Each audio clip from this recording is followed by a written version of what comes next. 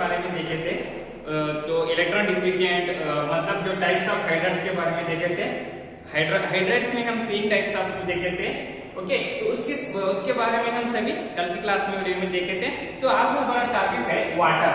तो वाटर का मतलब क्या होता है बोले तो अगर एक आदमी जो जीवित होने के लिए क्या होता है बोले तो पानी बहुत इंपॉर्टेंट है। बहुत क्या होता है बोले तो water is the most essential in this world. अगर आप खाना नहीं रहे तो रह सकते हैं, लेकिन पानी नहीं रहे तो आपको इम्पॉसिबल है। ओके, तो आज हमारे यहाँ वाटर टॉपिक है। तो वाटर एक्चुअली हमारा ह्यूमन बॉडी में कितना कंटेंट रहता है बोले तो अप्रोक्सीमेटली 65% क्या होता है बोले तो हमारा बॉडी पूरा वाटर से जुड़ा है। ओके, अगर हम प्लांट्स के बारे में देखें तो वाटर प्लांट्स में कितना परसेंट कंटेंट है बोले तो अप्रोक्सीमेटली 95%। मतलब ज्यादातर क्या होता है बोले तो प्लांट्स में वाटर ही बहुत मेन रोल फॉलो करता है। ओके, तो ये क्या है बोले तो ह्यूमन बॉडी में 65% है और प्लांट्स में क्या होता है बोले तो 95% है। तो वाटर क्या होता है बोले तो वाटर लिक्विड स्टेट में रहता है, सॉलिड स्टेट में रहता है और गैस फेज में रहता है। सर कैसे बोल रहे हैं आप वाटर लिक्विड सॉलिड गैसेस में कैसा होता है बोले तो अगर सॉलिड वाटर आप सॉलिड स्टेट में देखें तो आइस क्या है बोले तो ये सॉलिड स्टेट में है। और लिक्विड बोले तो वाटर, ये तो जो फ्लोट होते हैं ना, मतलब जो फ्लूइड होता है ना वो क्या होता है बोले तो अभी पानी लिए तो पानी क्या हो गया बोले तो वो लिक्विड स्टेट में हो गया और आइस क्या है बोले तो वो सॉलिड स्टेट में हो गया। और वही अगर वाटर को आप हीट किए तो वाटर क्या हो जाएगा बोले तो एवापोरेट हो जाएगा। तो वो एवापोरेट होने का प्रोसेस को हम क्या बोलते हैं बोले तो गैसियस फेज को बोलते हैं। तो इसलिए क्या होता है बोले तो वाटर वो तीनों स्टेट में ही अप्लाई होते हैं। ओके, तो अगर अभी हम गैस को इसमें देखें तो क्या होता है बोले तो वाटर का स्ट्रक्चर क्या है बोले तो बेंट मॉलिक्यूल है। कैसे है बोले तो ये स्ट्रक्चर। तो वाटर क्या है बोले तो ये ऑक्सीजन है, ऑक्सीजन के साथ दो हाइड्रोजन जुड़ता है तो इसको हम क्या बोलते हैं बोले तो वाटर हाइड्रोजन बोलते हैं, मतलब वाटर। तो इसका एंगल कितना होता है बोले तो जो हाइड्रोजन है हाइड्रोजन के बीच में एंगल कितना रहता है बोले तो 104.5 degree angle, the distance between the two hydrogen. And क्या होता है बोले तो oxygen and the hydrogen bond का बॉन्ड लेंथ कितना होता है बोले तो 95.7। तो इधर हाइड्रोजन के ऊपर दो लोन पेयर रहता है। कैसे बोले तो अगर आप ऑक्सीजन का एटॉमिक नंबर लो, ऑक्सीजन का एटॉमिक नंबर कितना है 8 है। तो 8 है बोले तो अगर हम इसका इलेक्ट्रॉनिक कॉन्फ़िगरेशन लिखे तो क्या होता है इसका 1s2 2s2 2p4 हो गया इसका इलेक्ट्रॉनिक कॉन्फ़िगरेशन। 2 2 + 2 4 4 + 4 8। तो अगर हम ऑक्सीजन का वैलेंसी इलेक्ट्रॉन फाइंड आउट करने का रहे तो क्या होता है तो जो लास्ट का 2 इलेक्ट्रॉन्स को हम काउंट करते हैं। या कितना है टोटल इलेक्ट्रॉन्स 4 + 2 = 6 वैलेंस इलेक्ट्रॉन। तो 6 वैलेंस इलेक्ट्रॉन हो गया। तो अगर हम अभी ऑक्सीजन का देखें तो ऑक्सीजन कितना वैलेंसी फॉर्मेशन होता है बोले तो 6 वैलेंसी होता है। कैसे अभी देखेंगे 1 bond 1 electron 2 electron 3 electron 4 electrons. Okay, और हमें कितना पढ़ रहे हैं 2 एक्स्ट्रा पढ़ रहे हैं, मतलब 5 6। तो ऑक्सीजन के पास कितना रहता है बोले तो 2 लोन पे रहता है और 2 बॉन्ड पे रहता है। इस तरह से हम क्या किया बोले तो इधर ऑक्सीजन के पास क्या रहता है बोले तो ऊपर 2 लोन पे रहता है और 2 बॉन्ड पे रहता है। दो बॉन्ड पे को एक हाइड्रोजन इधर एक हाइड्रोजन को अटैच करता है। तो ये क्या हो गया बोले तो इन गैसियस फेज में जो वाटर मॉलिक्यूल है वो बेंट मॉलिक्यूल की तरह स्ट्रक्चर है और उसका angle between hydrogen to hydrogen कितना है बोले तो 104 है। एंड ऑक्सीजन से हाइड्रोजन इसका डिस्टेंस कितना है बोले तो 95.9। ओके, तो इधर क्या होता है बोले तो hydrogen water is a highly polar molecule. तो पोलर का मीनिंग क्या होता है बोले तो अगर एक पॉजिटिव इलेक्ट्रॉन्स नेगेटिव इलेक्ट्रॉन्स को अपनी तरफ खींचता है ना उसको हम बोलते हैं बोले तो पोलर मॉलिक्यूल्स बोलते हैं। So water is a highly polar molecules. कैसे, तो इधर क्या है बोले तो एक ऑक्सीजन एटम्स 2 हाइड्रोजन एटम के साथ अटैच हो रहा है। ओके, एक ऑक्सीजन एटम 2 हाइड्रोजन एटम के साथ अटैच हो रहा है।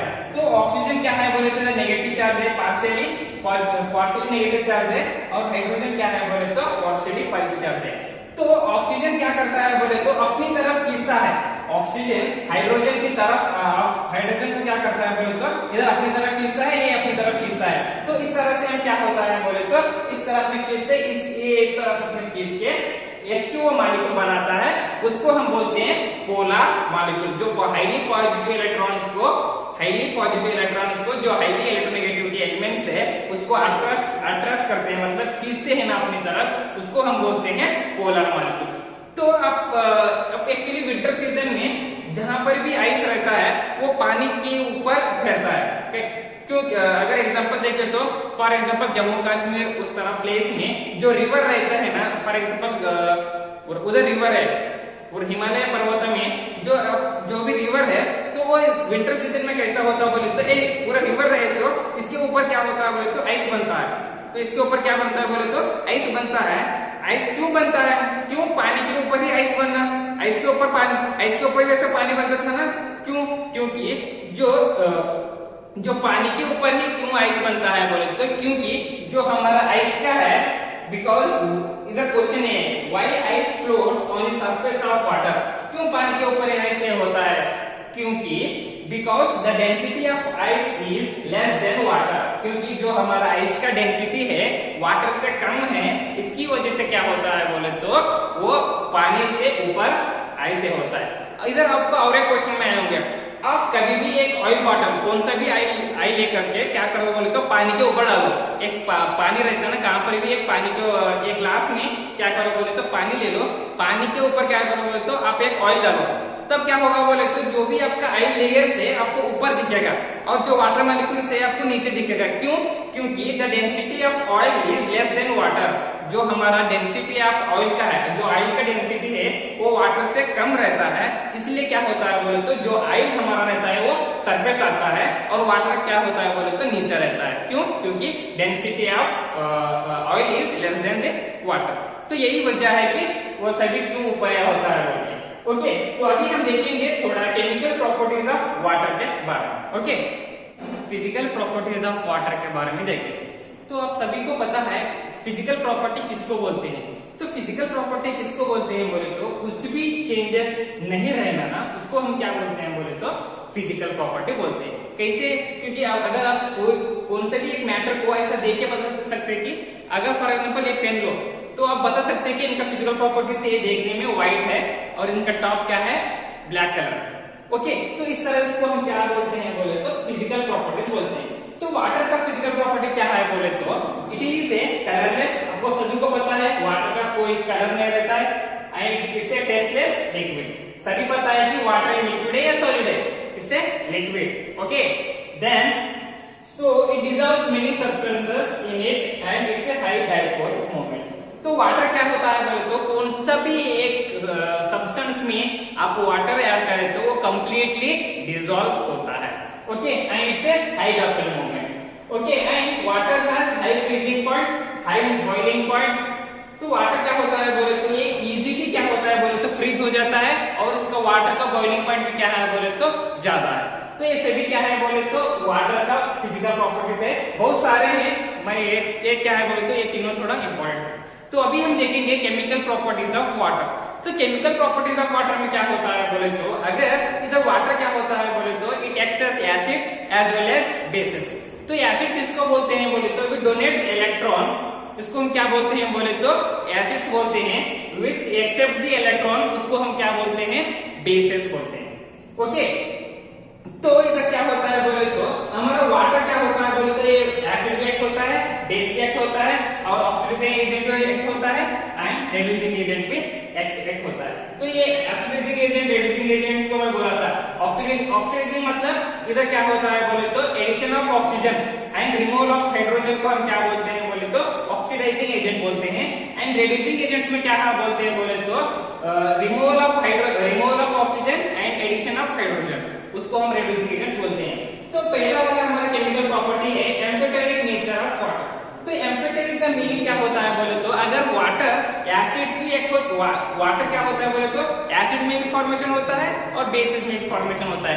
इसकी वजह से क्या करता है बोले तो acids as well as base में फॉर्मेशन हो रहा है बोल के वाटर क्या हो रहा है बोले तो ये एम्फोटेरिक नेचर ऑफ वाटर। तो वाटर को हम क्या बोल रहे हैं बोले तो एम्फोटेरिक। एम्फोटेरिक मतलब दो मीनिंग क्या, acids as well as base. तो इधर देखेंगे तो एसिड्स क्या हो रहा है बोले तो इधर हम क्या कर रहे हैं बोले तो एक एसिड्स को लेके इधर क्या है HCl हमारा एसिड्स है एंड एंड H2O, वाटर क्या है हमारा इधर, बेस है। when acid is acts as a base, क्या हो रहा है बोले तो इधर when acid is reacts with base then we are getting a hydronium ion। तब हम क्या मिल रहा है बोले तो इधर एक कंपाउंड में एक केमिकल रिएक्शन में हमको वाटर को हम बेस बोल के ले रहे हैं, तब हमको क्या हो रहा है बोले तो हाइड्रोनियम आयन फॉर्मेशन हो रहा है एंड क्लोराइड मॉलिक्यूल्स हमको मिल रहा है। तो इसको हम क्या बोलते हैं बोले तो एम्फीटेरिक नेचर ऑफ वाटर। इसमें क्या किए हम, वाटर को बेस लिए और एक में क्या करेंगे बोले तो वाटर को एसिड बोल के लेंगे। ओके, वो कैसा है बोल के अभी देखेंगे। Acids as well as base को देखे थे, तो उसको हम क्या बोले थे बोले तो एम्फीटेरिक इन नेचर देखे थे। तो अभी हम क्या देखे थे बोले तो वाटर को हम एसिड्स लेके रिएक्शन करें तो तब क्या हो रहा था बोल के देखे, बेस देखे थे। तो अभी हम क्या कर रहे हैं बोले तो वाटर को हम एसिड्स बोल के ले रहे हैं, क्योंकि पिछली रिएक्शन में हम क्या ले रहे थे बोले तो वाटर को हमको बेस लेके पूरा रिएक्शन बना रहे थे, लेकिन अब हम क्या बना रहे हैं बोले तो वाटर को एसिड्स लेके हम रिएक्शन बना रहे हैं। तो क्या होता है बोले तो when acid is reacts with base, क्या है इधर हमारा वाटर मॉलिक्यूल क्या है, इधर एसिड्स है एंड NH3 मॉलिक्यूल क्या है हमारा, बेस है। So when acid is reacts with base it can give, तब हमको क्या मिलता है बोले तो hydroxide ion and ammonium ion मिलता है। ओके, तो ये क्या हो गया बोले तो वाटर को हम एसिड बोल के लिए, और एक बार क्या होता है बोले तो एक हम एसिड को और एक बेस के साथ रिएक्ट करें तो तब हमको क्या मिलता है बोले तो hydronium ion and hydrogen sulphide ion मिलता है। तो इधर क्या हो रहा है बोले तो इधर हम वाटर को बेस लिए और H2S को हम क्या लिए बोले तो एसिड्स लिए, तब हमको क्या मिल रहा है, हाइड्रोनियम आयन मिल रहा है। ओके, तो वाटर क्या होता है बोले तो सेल्फ आयनाइजेशन होता है, मतलब अपने आप रिएक्शन बनाता है। कैसे बोले तो अगर आप वाटर को क्या करो बोले तो एसिड लो, मैं आपको बताया था कि अभी water it acts as acids as well as base. तो एक ही रिएक्शन में अगर वाटर एसिड्स और बेस की तरह रहे तो वो कैसे रिएक्शन फॉर्मेशन होता है बोले तो if one water molecule is an acid and another water molecule is an base, then the first one acid molecule is it can use conjugate acid and the base molecule can use a conjugate base। तब क्या होता है बोले तो जो हमारा acid molecule है वो conjugate एसिड होता है और जो हमारा बेस मॉलिक्यूल है वो conjugate बेस मॉलिक्यूल होता है।